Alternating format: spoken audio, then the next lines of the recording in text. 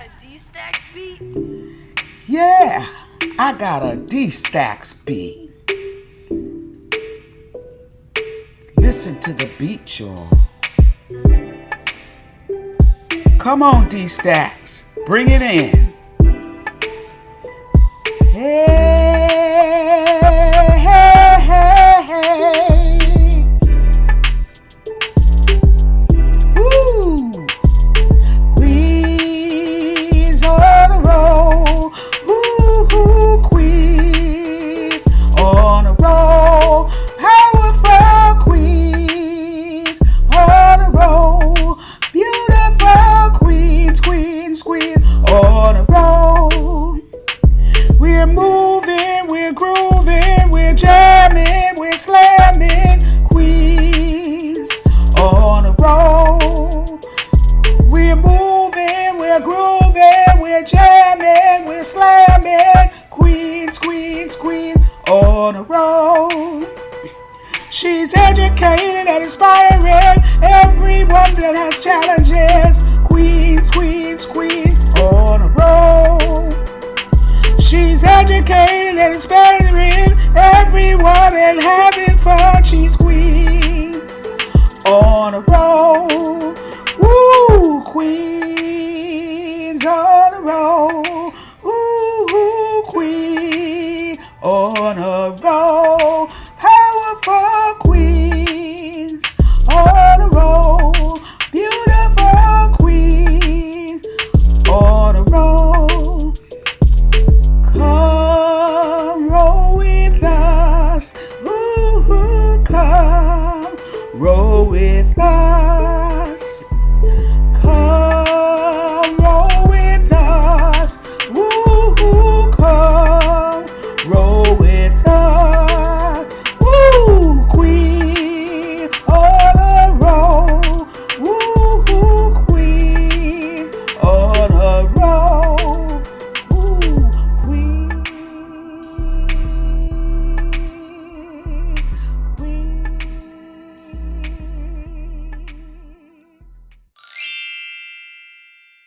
Hey everyone, and welcome back to Queens on the Road podcast. This is Latavia here, and I have my lovely friend Lewis here with me today. Hey Lewis. Hey guys, glad to be back. We're glad to have you back. How are you doing? Doing pretty good. How are you? I'm doing great. So before we get into today's episode, It's time for roll call.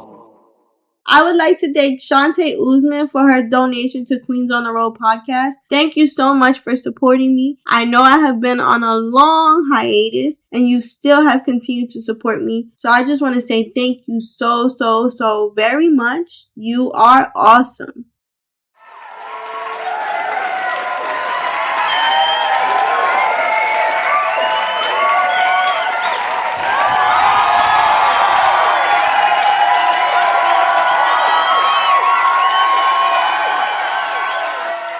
Alright, so we decided to flip the script today and Lewis is going to interview me. What?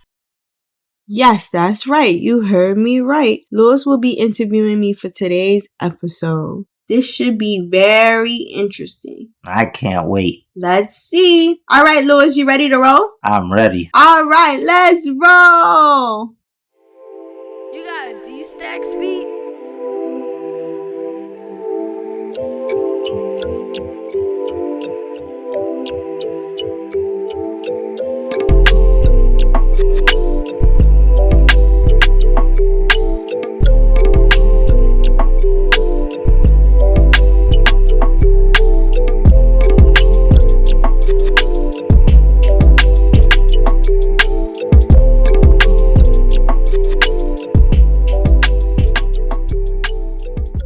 So, the question on everybody's mind is, why haven't there been any new episodes of Queens on a Roll? There hasn't been any new episodes because I have been in counseling. Really? Yes. And how's that been going? It's been going great, actually. Why did you feel you needed counseling? So, it's story time. So back in 2020, all the way up to January of this year, I have experienced a lot of loss. It started with my grandpa on my dad's side. Then shortly after him, I lost a very good friend of mine that I had known since preschool. Then in January of 2021, I lost my grandma on my mom's side. Then a few months after my grandmother, I lost another close friend of mine unexpectedly. Then a few months after her, I lost another close friend who I have known since preschool as well. Then shortly after that, my aunt on my dad's side passed away. Then my godmother passed away in 2022. And my mom's baby brother, my uncle, passed away. Then Mr. Santos, who was a guest on the podcast and like a second father to me, passed away in January of this year. So I felt like my village was disappearing, but I chose to deal with the grief by diving deeper into my work, and I thought that was helping me cope. It wasn't until my mom said to me, I think you need to go into counseling. You're a little snappy, moody, and you don't want to do the things that you love to do. And I'm used to seeing you up and vibrant and, just outgoing. And even your aunt notices a difference in you. It wasn't until then that I decided to say okay, I'll go back into counseling. I'll do it again, right? So before you actually take on counseling sessions, they give you a consultation and the consultation is free. So I did the consultation and I was about 5 minutes into the consultation and I just started crying uncontrollably. And when I tell you uncontrollably, I mean uncontrollably. It was really, really bad. And so that's when I realized no, I really do need therapy. I need to work through all this grief. The way that I was coping isn't really helping me cope. And I do need to go back to therapy. So then from that moment on, I started therapy. So yeah, that's enough to make anybody spiral. And you felt like the counseling was helping? Yes, it definitely was and still is because I'm still going through therapy. But when I started it, for me, it was about getting over the grief and finding a way to move forward. Because when I tell you, I was in such a space where I felt like I'm in this hole and the hole just keeps getting bigger and bigger and bigger. And every time I try to dig myself out, I can't. I keep falling back in the hole. That was the space that I was in. But as I began to go through the sessions and my therapist began to peel back the layers, she was like, it's also about loss, that these laws have impacted you to where you now want to live your life. And I felt like that. Life is so short. Now I just want to live my life because you never know when the time comes. And so, yes, it was about that initially. But it's also about, having a disability and being cognitively okay and still having goals that you want to reach. But because you have the disability, you have to go around it and do it a bit differently and do things differently, which can be extremely frustrating. This is another revelation that I had in therapy. When I was younger, I coped with having a disability by, if I can achieve great things, then society won't look at me as another person in a wheelchair who isn't going to be a productive member of society. So I kept achieving and kept achieving and kept achieving and reached these new heights. But society still looks at me sometimes as you can't be a productive member of society, right? So the little girl in me was like, man, if I do all these things, then people will see me as an equal. As I got to be older, I'm like, that's not true. I'm still doing all these great things and I'm great in my profession, but still, people still view me as someone who can't be a productive member of society because I'm in a wheelchair. So then I began to realize that that's why I work so hard to be where I am today, right? So that I could get rid of those misconceptions. That was my way of coping. But now it's not working for me anymore. So it then evolved into finding another coping mechanism for when days get rough of being in a wheelchair, because we all have those days. How do I go with the motion and go with the flow of it being a rough day, right? And not internalize it as there's something wrong with me. So that's where therapy has left me. It's left me with understanding that it's a combination of a lot of different things. So I'm beginning to peel back those layers and work through the issues that I'm having. Yeah, I think most people don't understand the impact that therapy can have on someone. Yeah, which brings me back to my original point of the mind and body always being in competition with each other. So your mind is that of an able-bodied person, right? And you set up this timetable for yourself and you say, okay, I'm going to achieve this at this time. But because of your physical limitations, you might not meet that timetable. And like I said, that can be extremely frustrating. Your mind and your body is always competing with each other. But when I brought that up to my therapist, she was like, okay, what does independence mean to you? And that was very eye-opening for me because then I realized independence for me was making sure that able-bodied people viewed me as a productive member of society. That I was able to do everything on my own and not need any help, right? But she said to me, is that truly independence? Because everyone needs someone to help them. So you may need to redefine your definition of independence. I don't know, Louis, have you ever felt like that? If I have, I know what you mean. Society has this whole perception of we can't do a lot of things that able-bodied people can do, and then you have this weight on your shoulders that you want to prove them wrong. So yeah,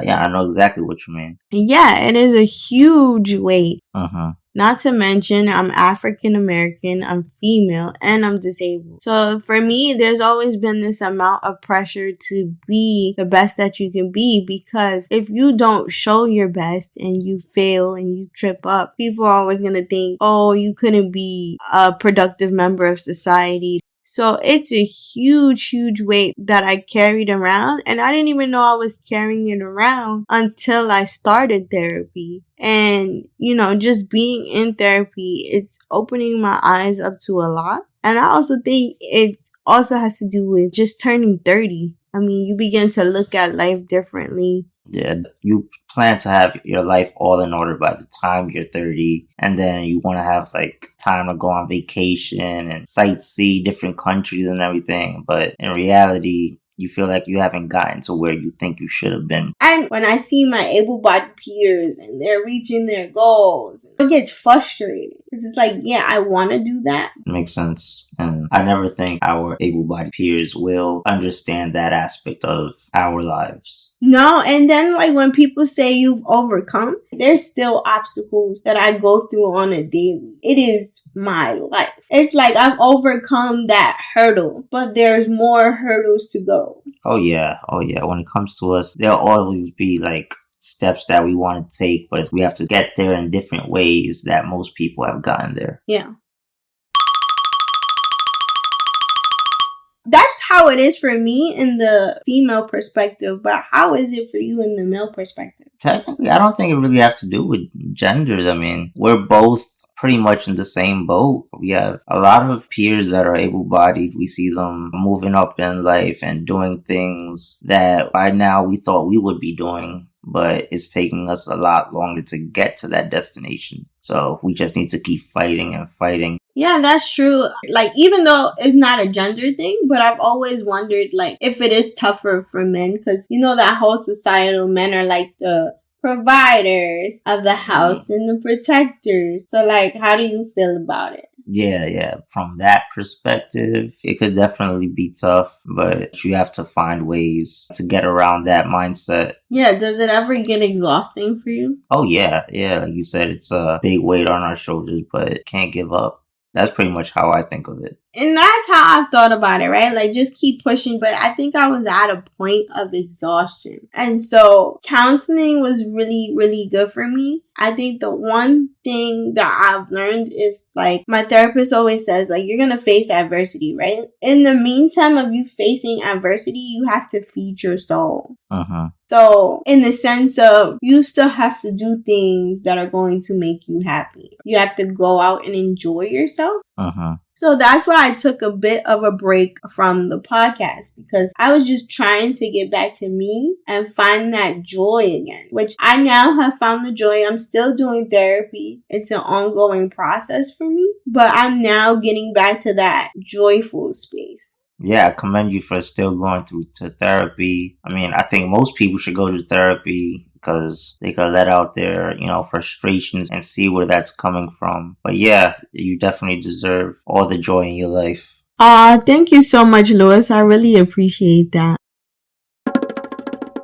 So, since you haven't been doing the podcast, what kind of things have you been doing? So I've been going out to concerts because, again, it's all about feeding my soul. So I've been going out to concerts, comedy shows. Those are the things that I love to do. I've been doing a lot of reading. I love reading. I love building Lego models.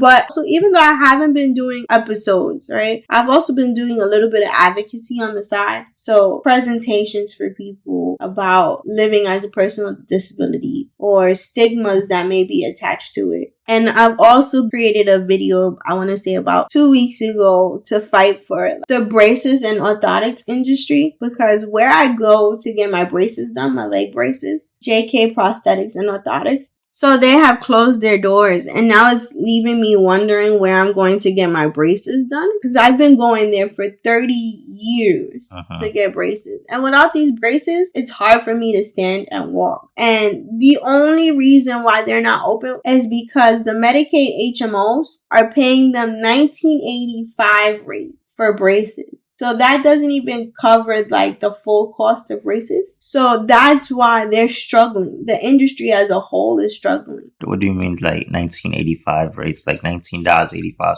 No. So Medicaid has a pay rate scale. And they're only paying them rates from 1985. Oh, wow. Yes. And it's not straight Medicaid, it's the Medicaid HMOs. So they're actually losing money. Right. They're on the losing end. Like I said, the thing that frustrates me the most is that there is a bill in Congress that can stop this called the Medicaid Parity Bill.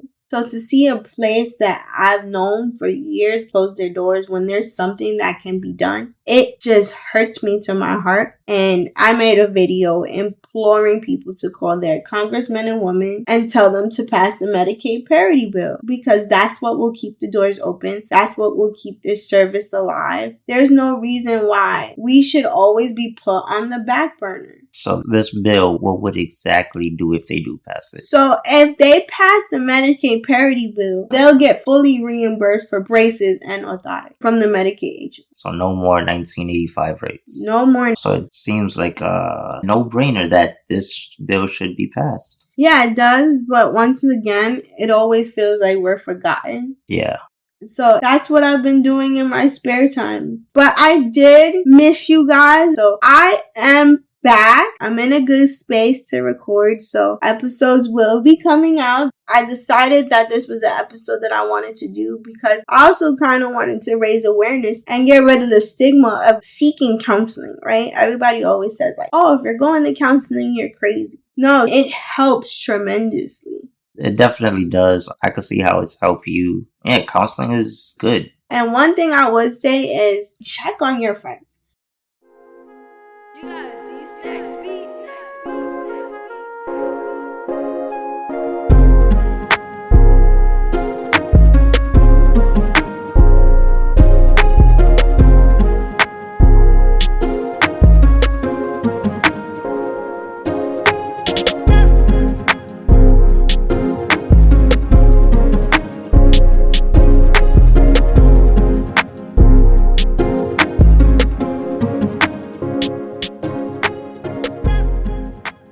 So now it is time for the quote of the episode.